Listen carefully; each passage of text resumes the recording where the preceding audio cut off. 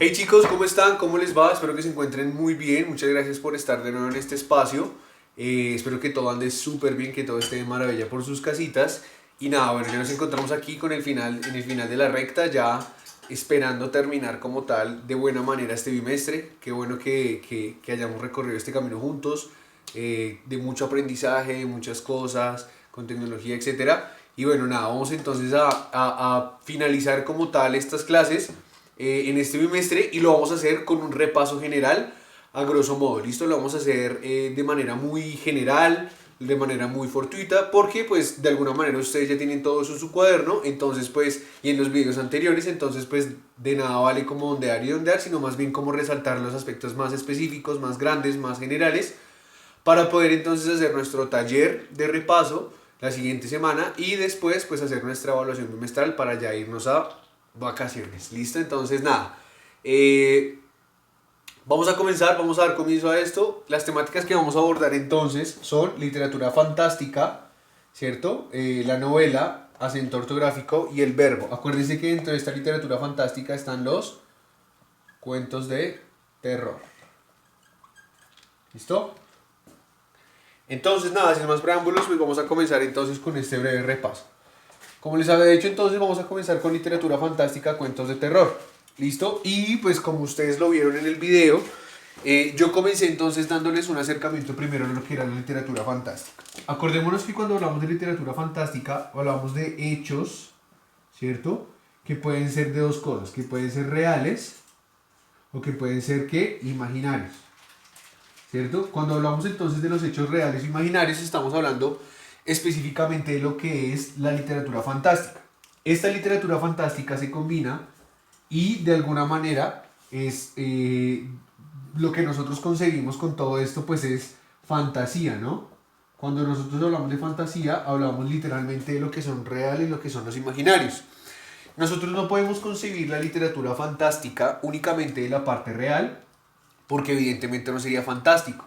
Y no podemos tampoco solamente ver la literatura fantástica con lo imaginario, porque si no, no tendría un peso como lo real, ¿cierto? Cuando yo le hablo de hadas, cuando yo les hablo de cuentos de terror y demás, estoy hablando literalmente desde lo real y lo imaginario. Lo real es lo que pasa, ¿cierto? Realmente en la vida de las personas que ocurre esto. Y pues lo imaginario es cómo nuestra mente, ¿cierto? Cómo nuestra imaginación abarca todos esos mundos posibles, ¿cierto? A través de lo que nosotros conocemos como la ciencia ficción, ¿no? Mundos posibles a través de la fantasía. ¿Listo? Eso entonces a grosso modo es lo que es literatura fantástica, la combinación de lo real y lo imaginario, en donde son hechos fantásticos y nosotros nos creamos los mundos posibles. Ahora bien, nosotros hablamos y nos fascinó mucho el tema, a mí por lo menos a mí me gustó muchísimo el hecho de que ustedes hicieran esos audios de terror, me fascinó mucho, hubo muy buenos, unos que de verdad se tomaron el trabajo de hacerlo muy bien. Y entonces vamos a hablar sobre precisamente eso, ¿no? Los cuentos de terror. Y vamos a hablar de los cuentos de terror desde la parte, pues obviamente, de la literatura fantástica. Acuérdense que unos elementos de la literatura fantástica son los cuentos de hadas, ¿cierto? La ciencia ficción y pues obviamente los cuentos de terror, ¿no? Entonces, en este caso vamos a hablar sobre los cuentos de terror. Y el fin último de los cuentos de terror es generar, ¿cierto? Generar como esa expectativa, ¿cierto? Genera como una expectativa de angustia, ¿cierto? Cuando nosotros hablamos de cuentos de terror, hablamos literalmente de lo que pasa a través de lo paranormal, ¿cierto? De lo que nosotros conocemos como lo paranormal, lo que realmente nosotros no alcanzamos a ver, pero sí podemos sentir, podemos escuchar. Y esto paranormal está ligado con algo que nosotros decíamos en clase y son los sentimientos, ¿no? Nosotros jugamos con los sentimientos cuando leemos cuentos de terror porque de alguna manera nosotros estamos dándonos a conocer a través de todos estos sentimientos, ¿no? Angustia, desolación, desespero, y eso es lo que nos causa como tal la literatura fantástica a través de los cuentos de terror. Cuando nosotros empezamos a leer los cuentos de terror, comenzamos a sentir frustración, miedo, desesperación, y eso prácticamente es de lo que nos está tratando o lo que nos está, digamos, como tal, vislumbrando el el cuento de terror, ¿no? Los cuentos de terror. Acordémonos entonces que uno de los grandes exponentes de la literatura de terror, que a mí me gusta muchísimo y que espero a ustedes también les haya gustado mucho, es el señor Edgar Allan Poe, ¿no? Hay muchos más, claro que sí, pero pues este es uno de los principales de todo este cuento, ¿no? O sea, como el principal que a través de El gato negro, Corazón delator, El pozo y el péndulo y demás, pues han ocasionado un montón de cosas con respecto a todo este eh, bagaje de lo que es como tal la literatura de terror. ¿Listo? Acuérdense entonces que esta literatura de terror tiene unos ambientes sombríos, ¿cierto? Lugares lúgubres, lugares oscuros en donde puede que ocurra algo, ¿cierto? Los personajes siempre van a ser fantasmas, sombras, puede que hayan hasta brujas, vampiros, etcétera, ¿no? Porque acuérdense que lo que nos quiere dar es terror, y ese terror está dado a través de ¿qué? De los sentimientos. ¿Listo? Siempre acuérdense de eso, y que cuando hablamos de literatura de terror hablamos principalmente de los sentimientos, porque se encuentran a través de la narrativa en cuanto a la forma en cómo nos hacen sentir a nosotros, ¿no? Cuando yo les leía los cuentos, cuando escuchamos el cuento del pozo y el péndulo en el video de la semana 2 de cuentos de terror, que de alguna manera nos causaba como extrañeza esa voz de la misma persona y demás, todo esto lo hace entonces, como les digo, los cuentos de terror. ¿Listo? Y entonces, pasando de los cuentos de terror, vamos ahora a hablar sobre la novela, que era el siguiente tema. ¿Listo? Aquí sí pues no voy a ahondar mucho, pues porque de alguna manera lo que hicimos estuvo bien con respecto a la novela, ¿no? Acordémonos entonces que la novela es un tipo de narración literaria, ¿cierto? De mayor de mayor extensión, perdón, ¿cierto? Que un cuento. Es decir, una novela es más extensa que un cuento, pues porque de alguna manera, si nosotros nos damos cuenta, un cuento es muy breve. En cambio, pues esta novela tiene que ser un poco más larga porque está dividida evidentemente en capítulos, ¿cierto? Está dividida en capítulos, en cada capítulo ocurre algo con la trama, los personajes, ¿cierto? Y la historia como tal, que cada vez que nosotros leemos un capítulo se va desenvolviendo en otro, se va desenvolviendo en otro y demás, ¿listo? También cabe resaltar que una la principal novela moderna como tal se llama El Quijote de la Mancha, ¿no?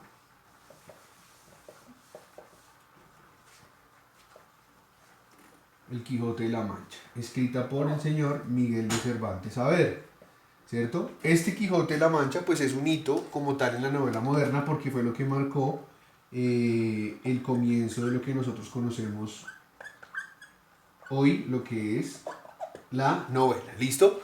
Acuérdense los tipos de novela. Hay novela de policíaca, novela picaresca, novela social, novela de aventuras, novela de investigación, ¿cierto? Novelas de terror, novelas fantásticas y demás. Todos estos temas, ¿cierto? Acompañan una trama que está ligada a los personajes. ¿Listo? Dentro de las novelas hay unas tramas, dentro de las novelas hay unos personajes que comparten similitudes unos con otros, ¿no? Que también encontramos que existen los narradores, ¿cierto? Que está el narrador omnisciente, el narrador personaje, ¿cierto? Es el narrador que cuenta la historia pero que no está en la historia, el narrador personaje que sí está dentro de la historia y demás, ¿listo? Esa es como tal la novela, ese es el aporte de la novela con respecto a todo lo que nosotros hemos hecho. Nosotros vimos más que todo cuentos, el hecho de leer una novela pues tiene su rigurosidad, tiene su tiempo y demás, pero pues bueno, con tal de que sepamos de dónde viene, cuáles son sus características, está genial. ¿Listo? ¿Para qué? Para que cuando lean una novela, tengan el tiempo de leerla, se noten la trama, se noten los personajes, la historia, los narradores, ¿cierto? Que ustedes sepan cuáles son los capítulos y demás. ¿Listo? Muy bien, excelente. Espero que estén tomando nota o que de alguna manera ustedes estén llevando evocando esos recuerdos de las clases anteriores con respecto a esto, ¿no? Pues básicamente para esto funciona esto, ¿no? Para que nosotros evoquemos esa memoria que tenemos allá de trabajo para poder ponerlas en esto, ¿listo? El siguiente tema entonces que nosotros vimos fue el acento ortográfico. ¿Se acuerdan de ese? Ese acento ortográfico estuvo muy chévere porque nosotros dijimos entonces que del acento ortográfico existen unas palabras que se llaman las palabras agudas y otras que se llaman las palabras graves, ¿cierto? Que esas palabras agudas son las que llevan el acento o la sílaba tónica en la última sílaba.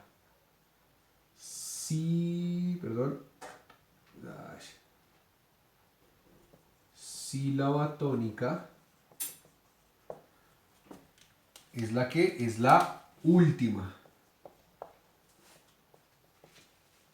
¿Listo? Y que en las palabras graves la sílaba tónica era la que, la penúltima.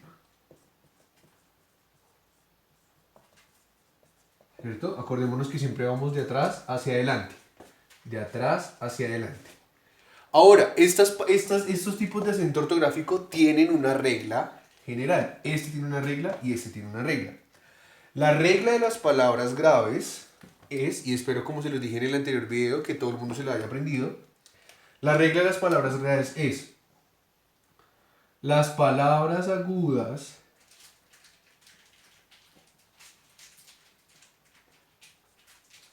que terminen en cualquier vocal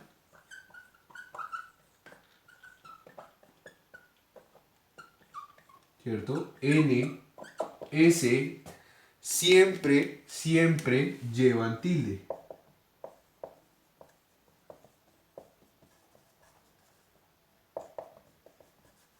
¿Listo?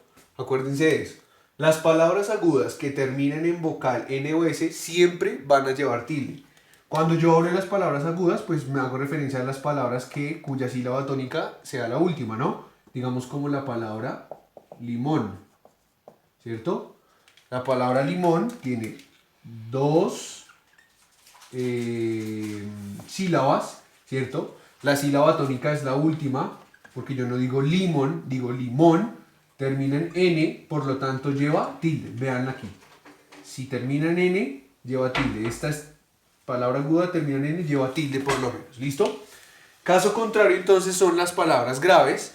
Y las palabras graves nos dicen que las palabras graves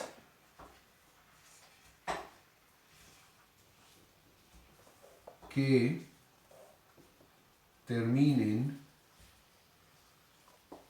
en vocal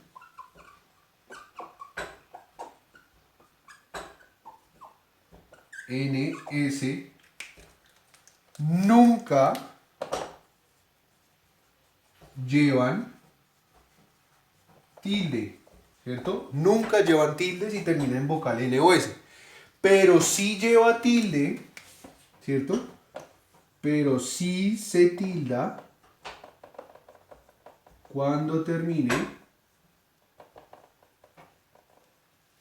en cualquier consonante.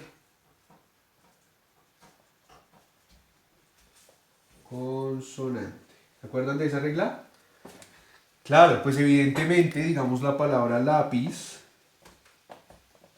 ¿cierto? La palabra lápiz tiene dos sílabas. La y pis. La regla me dice, tengo que primero buscar la sílaba tónica. Yo digo lápiz o lápiz. Digo lápiz, quiere decir que la sílaba tónica es la penúltima. Ahí me doy cuenta que es una palabra grave. Ahora aplico la regla. Palabras graves que terminan en vocal N o S nunca llevan tilde. ¿Esta termina en vocal N o S? No, esta termina en Z. Entonces sigo la regla, pero sí se tilda cuando termina en cualquier consonante. ¿La Z es una consonante diferente a N? Sí. ¿La Z es una consonante diferente a S? Claro que sí. Por lo tanto, lápiz lleva tilde. Así sé como cuando lleva tilde una palabra o cuando no lleva tilde, según si son palabras agudas o si son palabras graves. ¿Listo? Para que tengan más entendimiento de esto, necesito, vuelvo y les digo, que ustedes aprendan sí o sí estas reglas aquí de memoria, que cuando ustedes las estén aplicando simplemente evoquen su memoria a corto plazo, a largo plazo, y pues logren hacer esto de esta manera, ¿no? Esto es muy técnico, esto es muy específico, así que espero les sirva también esta última esta última práctica con respecto a eso. ¿Listo? Muy bien. Y por último, entonces, lo que vimos hace poco con respecto a los verbos. ¿Se acuerdan? Vimos dos categorías de los verbos. La primera, el tiempo, y la segunda, los modos, ¿cierto? Los modos del verbo y los tiempos del verbo. Acordémonos que los verbos son acciones que están dentro de una oración. ¿Listo? Acordémonos siempre de eso. Todos los verbos están dentro de una oración. No podemos concebir una oración sin un verbo, pues porque obviamente necesita como tal, el verbo es el alma de la oración. ¿Listo? En este caso entonces el tiempo está marcado en pasado, presente y futuro, ¿cierto? Acuérdense, ayer, hoy, mañana. Pasado, presente, futuro. ¿Qué hice ayer? ¿Qué hago hoy? ¿Qué haré mañana? ¿No? ¿En qué momento está conjugado ese verbo? ¿En qué espacio temporal está ubicado el verbo? Si está en pasado, si está en presente o si está en futuro. Y entonces aquí ya la cosa se pone un poco más peliaguda con respecto a los modos del verbo, pero que también nos pareció súper fácil porque la cogimos muy chévere, ¿no? ¿Se acuerdan? Hablamos entonces de los modos del verbo, del modo indicativo, ¿cierto? Que son las acciones que reales o concretas. ¿Se acuerdan de esas acciones reales y concretas? Seguido a esto tenemos el modo subjuntivo. ¿Se acuerdan del modo subjuntivo? Que son duda o probabilidad. Y por último tenemos entonces el modo imperativo, que son ¿qué? Las órdenes, ¿cierto? O peticiones. ¿Listo? Modo indicativo del verbo. El verbo es real y es concreto. No hay duda de que si se realizó o no se realizó, simplemente me está diciendo una acción en específico. Ayer jugué fútbol. ¿Listo? Ya. ¿Es una acción real? Claro, porque lo hice. ¿Es una acción concreta? Sí, porque no me está diciendo tal vez jugué. No, me está diciendo que sí o sí lo hice, por eso es indicativo. Pasamos entonces al subjuntivo, que es de probabilidad o duda. Me está diciendo, bueno, tal vez lo haga, tal vez no. Mañana tal vez juegue fútbol. En este caso me está diciendo que es una duda. No sabré si sí lo hago o no lo hago. Y por último tenemos el modo imperativo, ¿cierto? Que es el de las órdenes. Cállate, siéntate, ven para acá, tráeme la sal, pásame la sal, corre esto, haz la tarea, siéntate, etc. ¿Listo? Imperativo, subjuntivo, indicativo. Modos del verbo y tiempos del verbo. ¿Listo, chicos? Eso es entonces el repaso general de todo lo que hemos visto este bimestre. Si nos damos cuenta ha sido muy corrido y muy chévere. Espero que les haya quedado todo claro esto, ¿cierto? Acuérdense siempre de mirar sus apuntes, acuérdense siempre de estar pendiente de todo lo que tiene que ver con los videos y demás. Espero que vean este video, que ese es el video más importante de todo el bimestre, con lo cual nosotros nos damos cuenta de todo lo que hemos hecho. ¿Listo? Cuídense muchísimo, un abrazo enorme y nos vemos en la clase. Bueno, chao, juiciosos.